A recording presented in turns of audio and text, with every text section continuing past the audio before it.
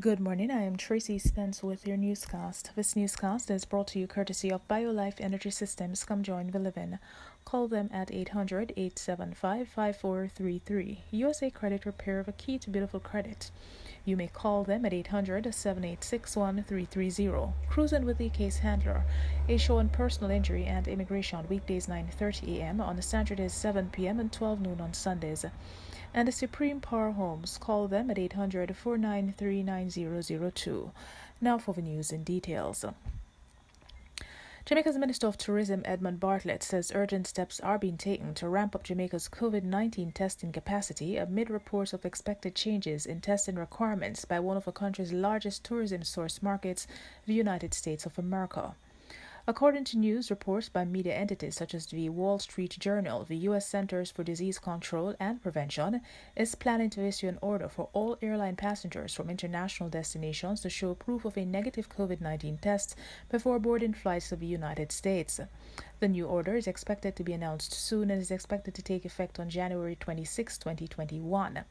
This comes on the heels of a similar COVID-19 test requirement by the governments of Canada and of the United Kingdom, which also require all people flying to those countries to present negative test results to facilitate entry or to avoid self-quarantine.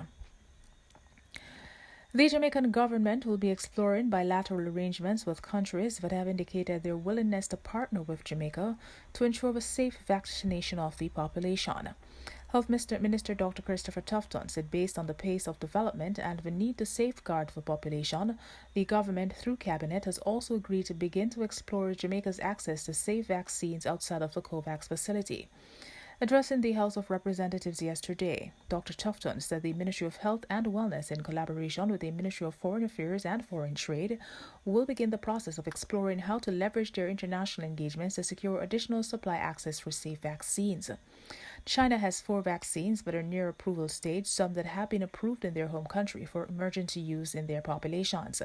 India has 2 vaccines that are at the last stages of approval, and Cuba has 4 vaccines, one of which is at a phase 3 trials.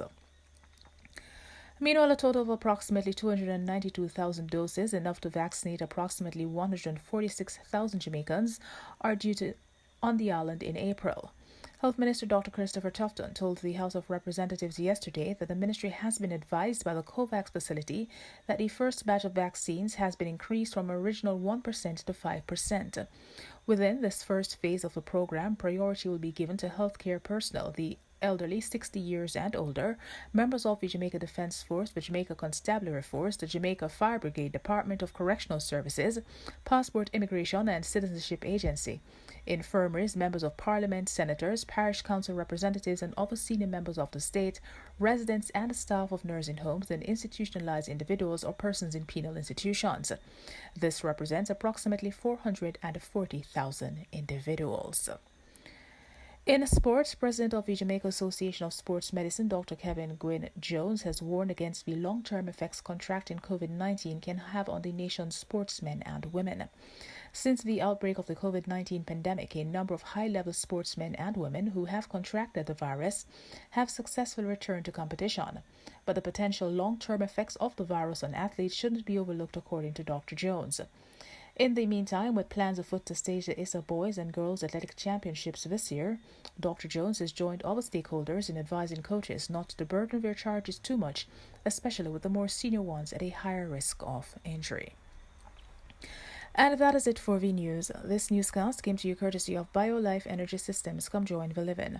Call them at 800-875-5433. USA Credit Repair, the key to beautiful credit. You may call them at 800-786-1330. Cruising with the Case Handler, a show on personal injury and immigration, weekdays 9:30 a.m. on Saturdays 7 p.m. and 12 noon on Sundays. And the Supreme Power Homes, call them at 800-493-9002. On behalf of the news, have a good morning.